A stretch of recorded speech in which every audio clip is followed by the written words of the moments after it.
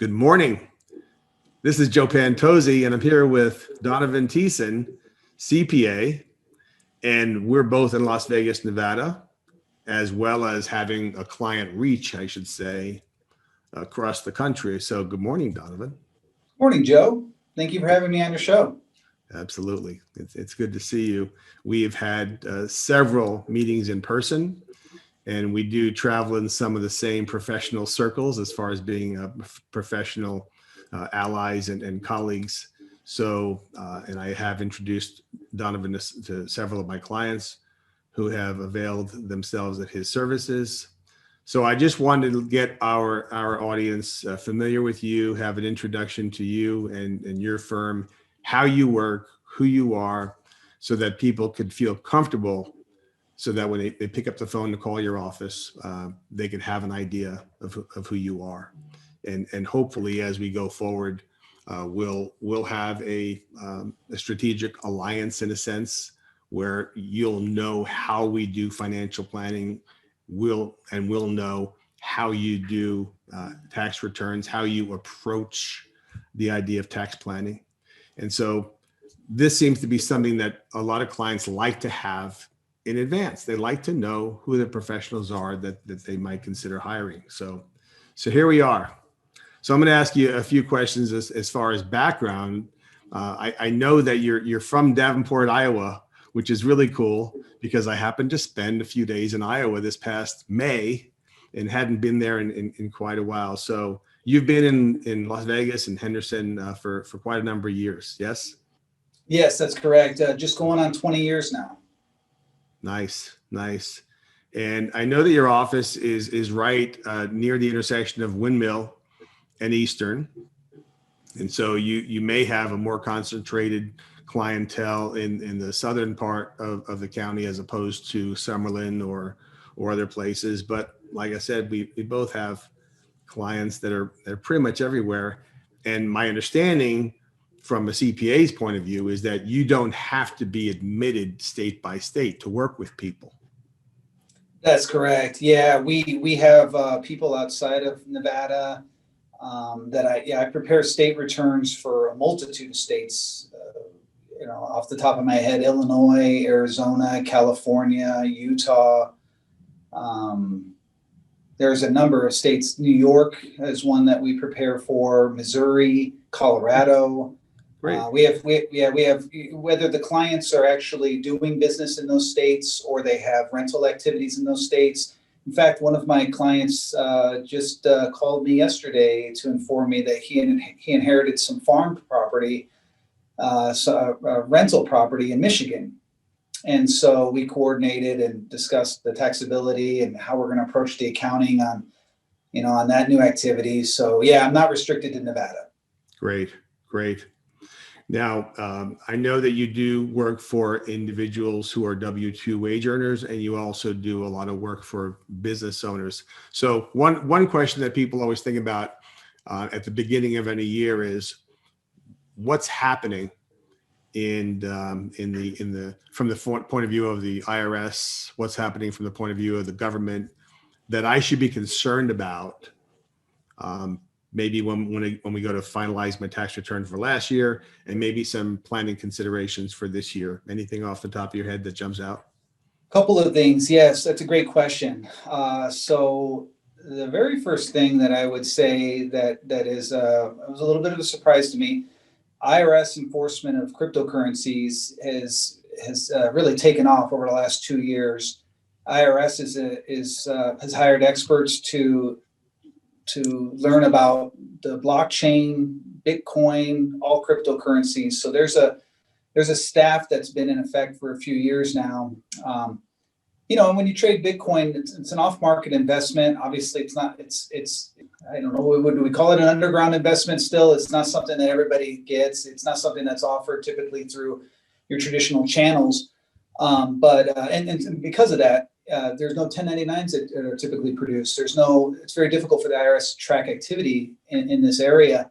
So the big thing is on the first page of your Form 1040, just below your name and address, above your wages and interest and dividends and all that information, there's actually a question now that says, did you acquire, did you sell, did you buy, did you trade, exchange?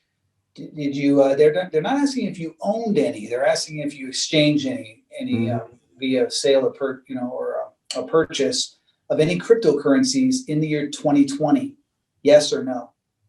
And, as you know, there's a statement of, there's a statement of perjury essentially on any tax return stating, that you have correctly answered the questions and supplied all the income on your tax return. So that's a very critical question if you've done any cryptocurrency trading in 2020.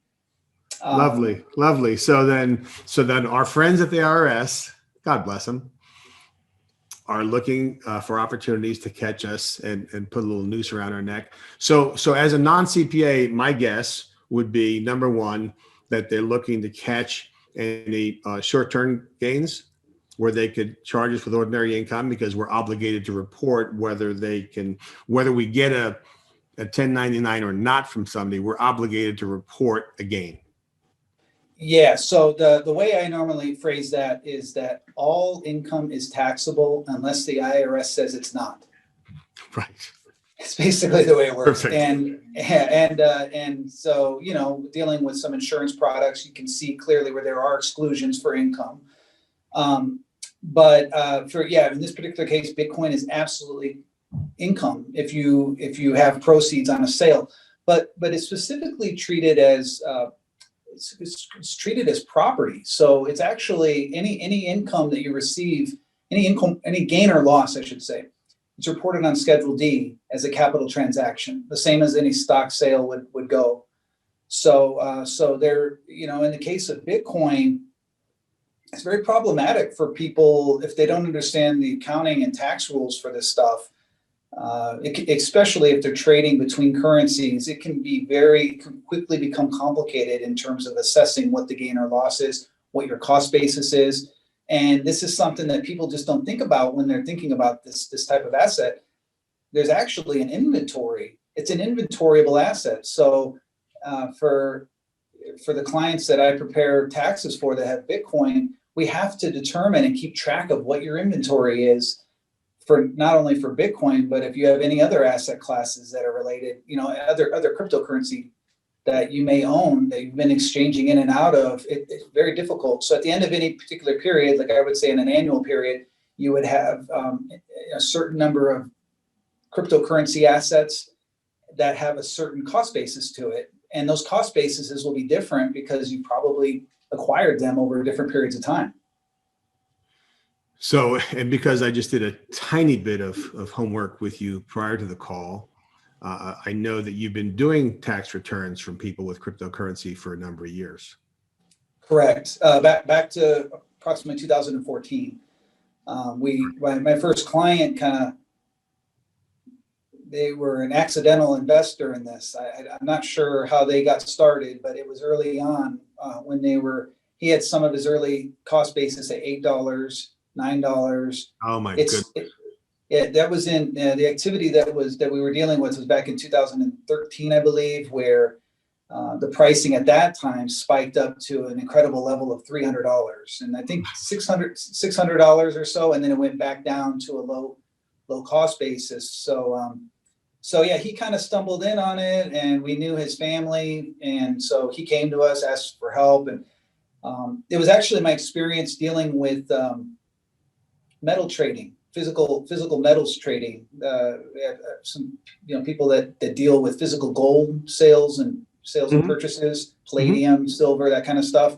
The accounting works very similar for that as it does to Bitcoin. So the experience parlayed really well into this area. Okay, cool. Yeah. So let me move on to another area. So what I've just heard is that you're established as a person who has some expertise in doing tax returns for people who have some type of cryptocurrency. So that's good for me to know. It's good for my clients to know. And so let me ask you, if a person wants to speak with you and find out whether they'd be comfortable hiring you as their CPA, how do they go about doing that? The answer is that they can go to my website. It's theaccountant.cpa. Love it. And I know my phone number is there, my email's there, and they can access me very quickly through that channel. So So will the you get on accountant. I'm sorry. So will you get on a Say, call with them and schedule a few minutes to say hello? yeah. So what I do is so I can send an email out to the client. In that email, I have a calendar link to where they can select the time period that they want, the type of appointment that they want. It syncs with my calendar, so they can select the appointment time that works for them. But usually an initial client meeting would be maybe 20, 30 minutes or so, just to see, ask some basic questions, and then if it needs more detail, we can schedule a subsequent call, or I might ask them to send me some documents to review, and then we can have a subsequent call to see if I can offer some solutions or value to their situation. Perfect.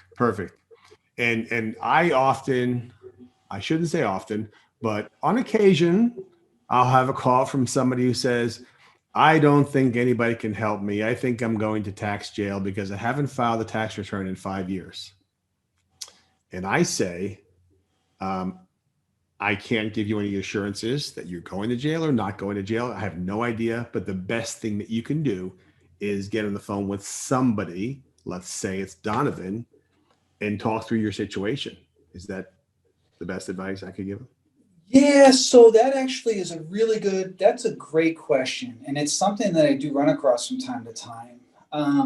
My answer to that might surprise you. Hmm. I have some referral partners that I might work with. I might get a basic understanding of what the scenario is, if they have reasonable cause for not filing, if they due to an illness, which I've seen before. Mm-hmm. I have gone back and cleaned all that stuff up. We've gotten people filed before. What I've noticed is that it's very time intensive. It's a usually turns into a large project that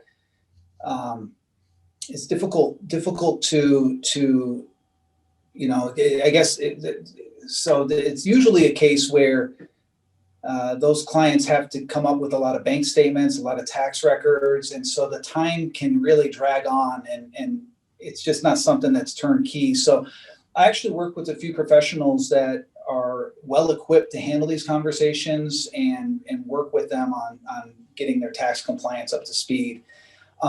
What we tend to focus on at my firm is live operating companies. Good. So we have a lot of like high net worth individuals, business owners that are needing to know what's going on in their practice right now. Mm-hmm. And so we provide accounting services to them, and then follow up with estimated tax calculations, tax planning. Typically these clients do, they deal with variety of investment income. They might have passive income in terms of rental properties, rental activities. So we really try and focus our time to be with the the active business owner that's needing like current modeling, current forecasting. They want to know what's going on month to month to make sure that they're making the best decisions possible for their business and their employees and their clients. Yeah.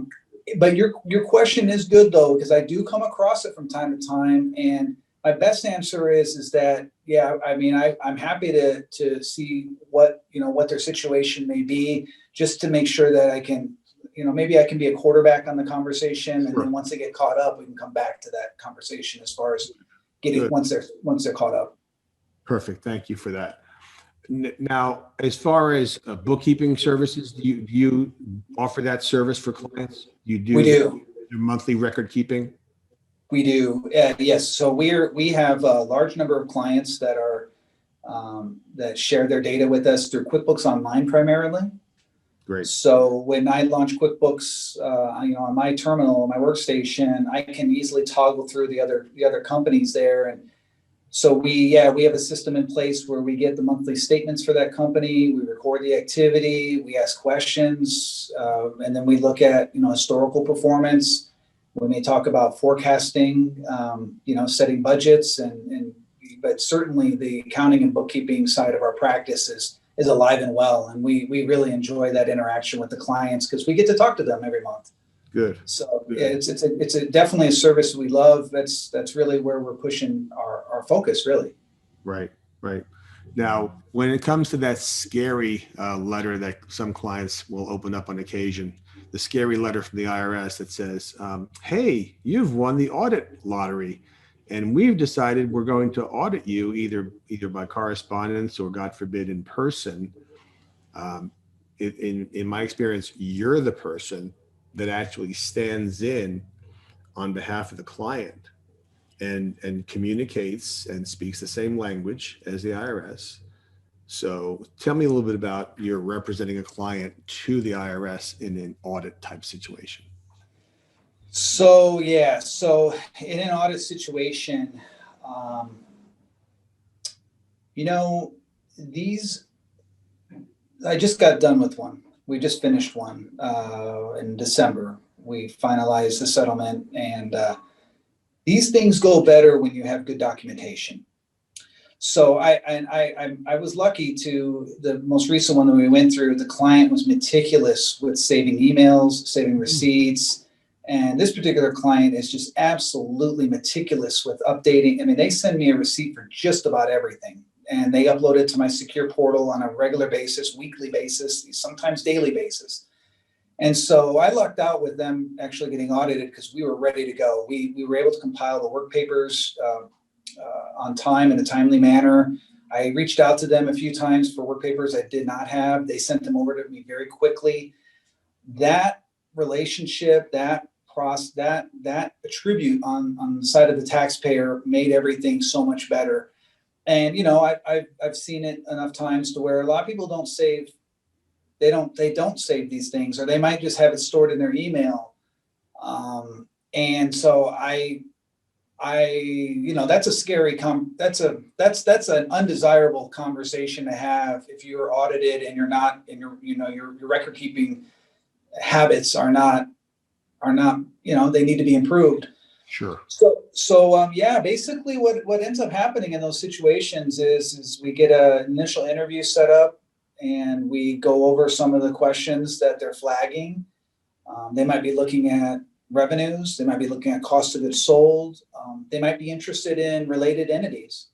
They might ask, do you own any other companies? Mm-hmm. Do you make loans with those other companies? Do you do business with those other companies? And so inadvertently, you might drag another company into the audit if you're not careful. Right. So yes, those can be anxious, anxiety ridden type conversations. But one of the things that was, I'll give you something you may not have heard about. One of the things that was asked of me in this most recent one was the IRS wanted a backup copy of the client's QuickBooks going back 10 years. Oh my goodness. So that was something that I had not been asked for before. So we had some discussions on that. What is there risk for doing this? Is there risk for not doing this? The audit scope was for this particular year, and now they have access to every year. So we did comply. There was an argument that was presented that we didn't have to comply, but we ultimately did, and everything went okay. But yeah, the audit conversation is really just one where you want to have timely communication, timely responses, well-organized work papers that you present to the auditor. You want to encrypt all the files if you're sending them via mail or uploading them through the internet, strong passwords, and so to speak. But yeah, I'm meticulous when it comes to the work paper accumulation. So the PDFs that I was sending, I would go the extra step. I would make an index. I would bookmark the files, page by page if necessary. Just really try and make their job as easy as possible. Sure. Great. Yeah. That kind of reminds me to ask you this question. How far back should people keep their records and their tax returns? Generally 7 years. Okay. Yeah, 7 years is the guideline there. If they're PDF, so that was a question that sort of changed over the years.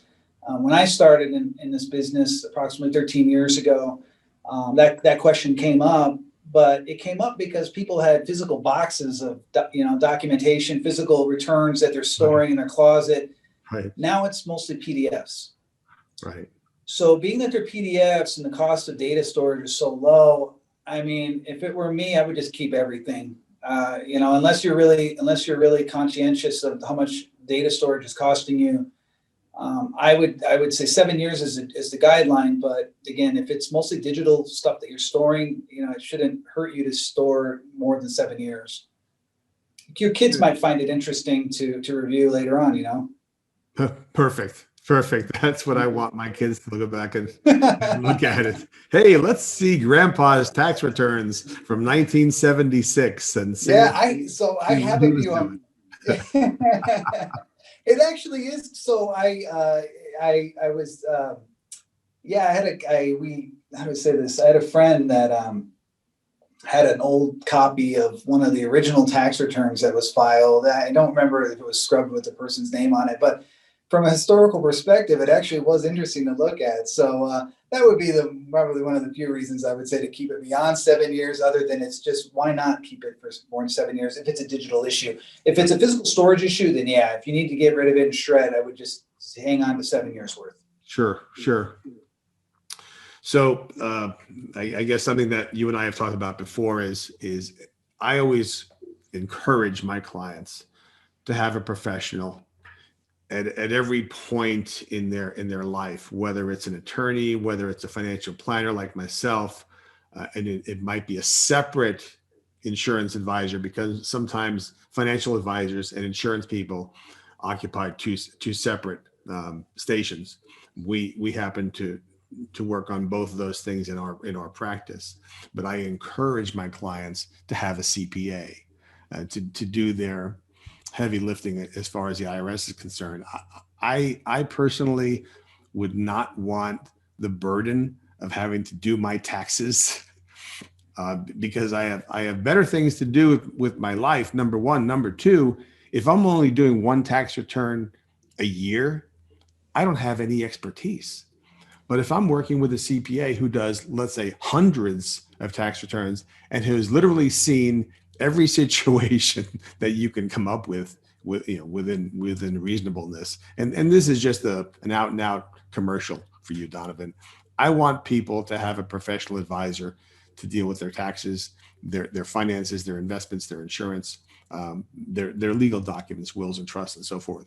So I'm going to encourage our clients who are listening and prospective clients who are listening and watching to give Donovan a call, have a conversation with him, ask him any questions that are top of mind for you. You may be concerned about what the new administration is thinking about doing, and again, all we can do is speculate. And we know what President-elect Biden has said he'd like to do. And it could take him a couple of years to put some of those things into effect. He might decide to try to push through the higher tax bracket for people above 400,000 sooner rather than later. But these are the kinds of things that we have professional accountants for, is to ask their opinion, ask them what they're thinking. Your crystal ball as far as taxes is going to be way clearer than mine. So again, it's still an opinion, it's still speculation, but I want to have that person in my corner and on my team. And especially if I get the IRS reaching out to me and saying, "Hey, Joe, remember that dinner that you took those 14 people to? Was there really any business discussed? And what exactly happened to that relationship?" Yeah, I want to keep good records. I want to make sure that my records are adequate as far as my CPA is concerned, because from my lips to God's ears, I only want to hear from the IRS once every 50 years. But as long as I'm keeping up with what my accountant wants me to do, then I think I'm going to be pretty comfortable. So this is hopefully one of more or many conversations that you and I will have.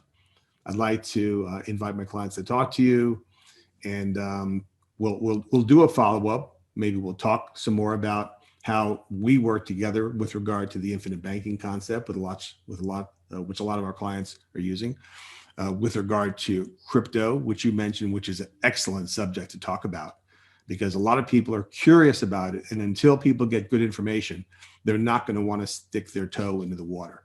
So I appreciate your bringing that up.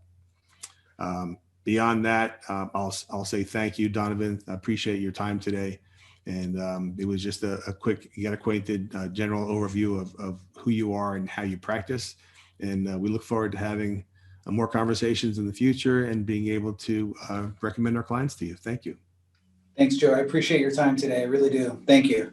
Thank you. Thanks, folks. And we'll talk to you soon.